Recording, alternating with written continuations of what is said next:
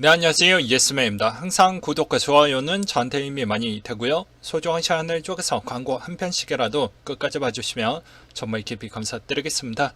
그리고 제 영상의 속도가 마음에 들지 않으신 분들은 영상 하단에 속도 조정기가 있으니 잘 참고하셨으면 좋겠습니다. 디지털 통화 연구소장이 리브라 2.0의 CBDC 강력한 경쟁자가 될 것이다 라는 이야기를 했는데요. 내용을 보시게 되면 그는 CBDC 프로젝트가 정부 민간 기업 간의 파트너십 형태가 되더라도 민간 기업은 실제로 발언권을 갖지 못할 것이다. 그렇다면 파트너십의 의미는 무엇인가? 이미 탈중앙화된 화폐가 있는데 낡은 중앙화 모델을 택할 수가 있을 것인가? 페이스북 리브라 2.0이 출시가 되면 CBDC 프로젝트의 강력한 경쟁자가 될 것이라고 설명을 했는데요. 유럽중앙은행도 리브라를 포함한 스테이블코인이 상당히 위협적이다라는 이야기를 꺼냈는데요. 스테이블코인에 대한 명확한 분류하기가 좀 어려웠다라고도 이야기를 또 꺼내기도 했습니다. 내용을 보시게 되면 일단 분류에 따르면 지불, 자산관리, 코인과 법정화폐 매개체로 크게 세 가지로 나눠져 있다라고 되어져 있습니다. 22는 스테이블코인의 성격을 크게 세 가지로 분류하면서 구체적인 특징을 명확히 분류하기에는 좀 어렵다라고도 밝히기도 했는데요. 이렇게 이야기했던 이유는 스테이블코인에 대한 모호한 개념 때문에 그렇다라고도 이야기를 하기도 했습니다. 스테이블코인의 상징적 간판 리브라 프로젝트가 만약에 유리한 쪽으로 흐르게 되었을 때 최대 3조 유로까지 자산을 모을 수 있다라고 생각을 하고 있어서 그만큼 스테이블 코인에 대해서 대비를 안 했을 때 규제 당국에게 상당히 위협적인 요소가 많이 있다. 뭐 이런 이야기를 꺼내기도 했습니다. 여기서 추가적으로 저의 개인적인 생각을 말씀을 드린다고 하면요. 리브라 프로젝트 부분에 있어서 기존의 청문회 때 조금만 더 유도리 있게 대답을 했다고 하면 이렇게까지 공격을 받지 않았을 거다라는 최근에 그런 생각이 들더라고요. 그것의 한 예시로는 당연히 카드사들을 한번 보십시오. 네, 그것도 세계적인 카드사를 보게 되면 물론 통화에 대한 스위칭 역할로 전자식 결제 부분에 있어서 하는 방식인데 얘네들은 거의 다 문제없이 잘 사용을 하고 있습니다. 그렇잖아요? 그러니까 이런 형태로 유도를 하면서 되게 설득력 있게 나갔었어야 했는데 그냥 순수하게 암호화폐 성향을 너무 많이 청문회 때 좀 노출을 한 게 아닌가. 그러다 보니까 너무 거부감이 쉽게 온 게 아닌가. 이런 생각도 들기도 했습니다. 만약에 카드사와 비슷한 성향을 갖고 있는 형태로 만약에 사업을 한다라고 했었을 경우에는 크게 문제 되지는 않았을 것 같다라는 생각도 들거든요. 그러니까 말을 어떻게 장난질을 하느냐에 따라서 좀 달라진다라고 생각이 듭니다. 물론 카드 성향은 아니지만 제가 얘기하는 바는 카드사처럼 뭐 그렇게 운영을 해볼 것이다 뭐 이렇게 이야기를 했다고 하면은 그렇게까지 거부감은 아니었을 것이다라는 것이죠. 해외 결제 카드사 점유율을 보시게 되면 비자와 마스터카드에 대한 쌍두마차의 점유율을 보실 수가 있습니다. 리브라 프로젝트도 말실수라고도 볼 수가 있게 되겠죠. 기존의 카드사와 비슷한 영업 방식을 고수하는 형태에서 약간의 스테이블 부분에 대한 모델을 조금만 변경한다라고만 계속 주장을 해왔다라고 했으면 현재까지 이렇게까지 사업의 영위권이 흔들릴 정도만큼 추락하지는 않았을 것 같다라는 저희 생각이 계속 들게 되네요. 중국의 최대 SNS 비트코인 실검에 올랐다. 곧 1만 달러 때문에 인기도가 높아지는 거 아니냐? 뭐 이런 내용도 있는데요. 웨이버에서 비트코인 실시간 검색 순위에 진입을 했다고 합니다. 그만큼 검색 건수에 대한 부분을 보실 수가 있게 되겠고요. 대략 한 45만 건으로 보시면 되겠죠. 그리고 실검의 순위는 19위에 올라와져 있다고 하는데요. 제가 5월 8일 저녁 8시 기준으로 한 번 더 웨이보 사이트에 들어가서 확인을 해봤더니 일단은 비트코인에 대한 실검에 대해서 검색은 되지 않았습니다. 그러니까 일시적으로 반짝 올라오는 것 같아요. 팜플리아노가 비트코인 위기 속 피난처 역할을 다하고 있다, 뭐 이런 이야기를 하고 있는데요. 본인의 트위터를 통해 경제 위기 속에서 비트코인은 모든 자산을 압도적으로 증가하고 있다. 말 그대로 피난처 역할을 하고 있다. 사람들이 스스로 보호하기 위한 선택하는 것이라고 생각이 든다 라고 이야기를 하고 있습니다. 실제로 피난처 역할로 쓰이게 된다고 하면 아무래도 2분기 때에서 3분기가 넘어가는 이 시점대가 가장 많이 찾지 않을까라는 생각이 들어요. 이더 생태계 지원 프로그램이 1Q 256만 달러를 지원하겠다고 밝혔는데요. 이더리움의 관련 프로젝트에 금융 비금융적 지원을 하는 이더리움 재단 산하 기관인데요. ESP는 1분기에 256만 달러 재정 지원을 했다라고 밝혔습니다. 지원 분야는 이더1 클라이언트와 상호 운용성, 이더2 클라이언트 등이 있다라고 되어져 있고요. 보다 상세한 내용은 이더리움의 공식 블로그를 통해 가지고 확인을 하시면 될 것 같습니다. TRC20 테더 유통량이 급증세가 지속하고 있다고 되어져 있는데요. 14억 개를 돌파했다고 되어져 있습니다. 코인니스 모니터링에 따르면 유통량이 이번 주 화요일 12억 개에 돌파한 뒤 테더사가 트론 네트워크에 발행되는 달러 연동 스텔브 코인이다라고 되어져 있는데요. 뭐 그만큼 자금이 어떤 루트로 들어오는지는 모르겠지만 그래도 계속 들어오고 있다라는 걸 확인을 해볼 수는 있겠죠.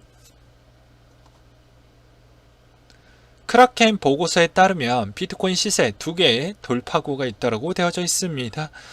보고서가 다른 중요 포인트를 보시게 되면 비트코인 해시레이트와 해당 질병에 대해서에 대한 언급을 볼 수가 있게 되겠는데요. 누구나 아는 내용이 앞부분에 써져 있어요. 해시레이트에 대해서 지금 지속적으로 올라가고 있지만 아마 반감기가 지나게 되면 일시적으로 좀 떨어질 수 있으니 그 해시레이트 추이 포인트를 좀 체크를 해보자 라고 이야기를 했고요. 해당 질병에 대한 시점으로 인해서 쇼크가 있었는데 금융시장에서 쇼크가 있었죠. 그때에 대한 해시의 변화 부분 추이를 보았을 때는 그렇게 큰 변동사항은 없었다라는 걸 또 볼 수가 있습니다.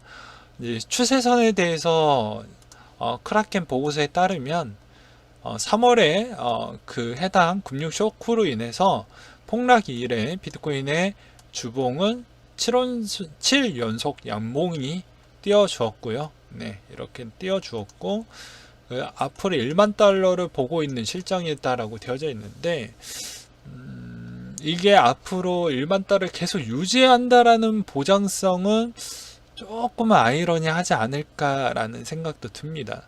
아무튼 크라켄 보고서에서는 그렇게 또 분석을 내놓기도 했어요. 비대면 서비스 투자 확대 국산화에 필요하다 라고 되어져 있는데요. 디지털 업무 환경과 변화된 생활 방식, 포스트 팬데믹 산업이 있다라고 되어져 있습니다. 네. 근데 이게 다 비트코인과 연결적 구도가 있죠. 네. 왜냐면 디지털 경제가 빨라진다라는 것은 그만큼 어떻게 보면은 우리가 생각하고 있는 CBDC에 대한 속도도 꽤 빨라진다라는 것입니다. 그러면 해당의 크립토 커런시에 대해서도 상당히 많은 발전의 속도가 더욱더 빠르게 가속화가 될 수도 있다라는 것이죠. 왜냐? 결제에 대한 발전 속도도 덩달아서 좋아지기 때문입니다. 그래서 보고서에서는 비대면의 인프라 서비스 활성화를 위해서 UX, UI 기술, 비대면 신호 인증에 대한 블록체인 기술 부분 등등이 들어가져 있다고 되어져 있죠. 최근에 한국판 뉴딜, 비대면 디지털 SOC 분야에 초점을 해서 10대 과제 선정을 하기도 했습니다. 이 내용에서도 보시게 되면 주 메인은 디지털 시대에 아주 필요한 부분을 좀 적극적으로 우리가 이번 SOC로 선정을 하면서 주도 좀 해보자 라는 생각이 좀 들었고요. 이 안에 또 블록체인에 대한 내용도 담겨져 있다라는 걸 좀 알고 계셨으면 좋겠습니다. 근데 저는 좀 아쉬운 게 이것도 하는 거 중요하다라고 저는 생각이 들어요. 그렇지만 실질적으로 일자리를 많이 만들고 또 실질적으로 빠르게 눈앞에 보여주는 성과, 효과를 본다고 하면 이걸 SOC로 잡으면 안 되겠죠. 네, 안 됩니다. 왜냐, 이거는 늦게 나오는 후행적인 실적으로밖에 안 나오기 때문이죠. 그거를 쉽게 이야기를 하면 건설 경기 쪽에 SOC를 붙는다라는 건 그만큼 단순 일자리가 많이 생길 수가 있고 그것에 대한 빠르게 수치상으로 효과를 볼 수가 있다라는 것입니다. 그렇지만 이것으로 했었을 때는 그렇게 효과가 빠르게 나올 수가 없어요. 왜냐?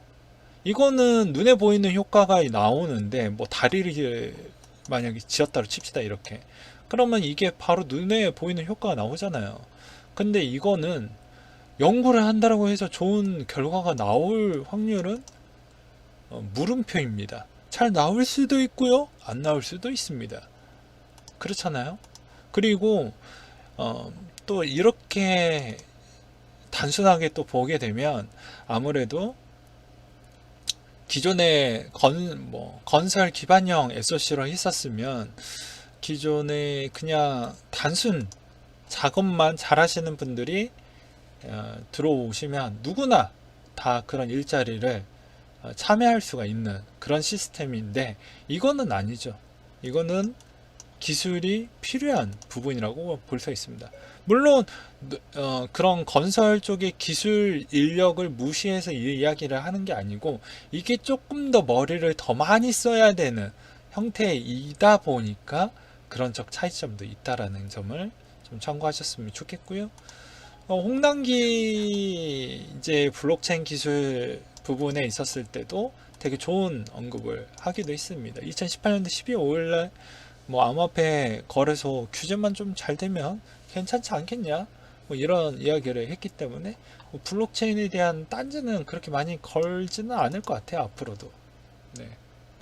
트위터에서도 비트코인 언급이 껑충껑충 뛰어가고 있다고 되어져 있는데요.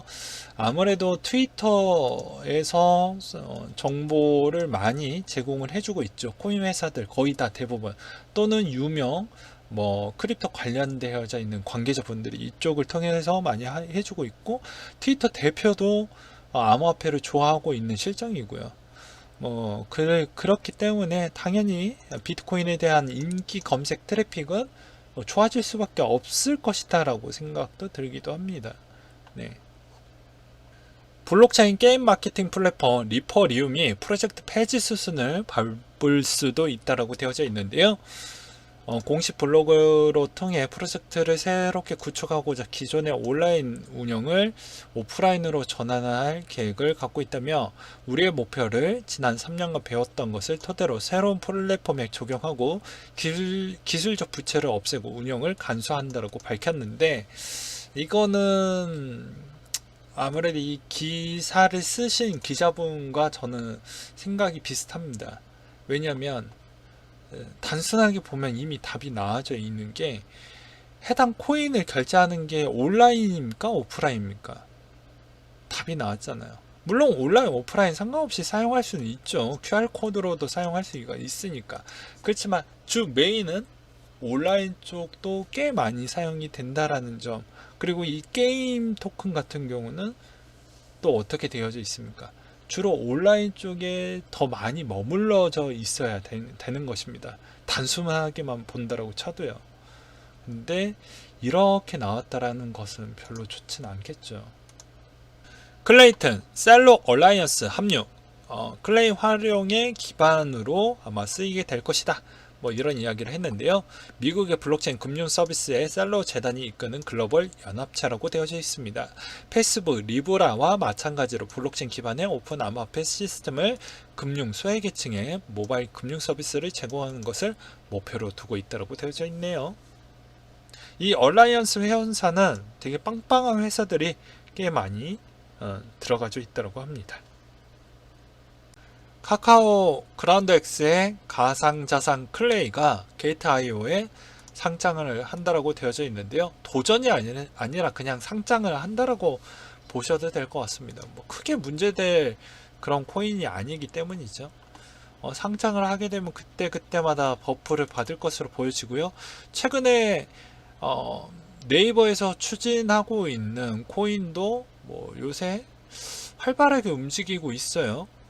둘 다 좋은 성과가 나올 수도 있을 거라고 생각이 듭니다. 약간씩 펌핑은 있을 것 같기는 해요. 한 커뮤니티 쪽에서 올랐던 글인데요. 몰빵을 했다라고 합니다. 해당 스크린샷을 보게 되면 또 선물을 하시는 분인데 행복으로 돈을 살 수가 없다. 왜냐? 나는 지금 돈이 없거든. 뭐 이런 형태로 올려놨는데요.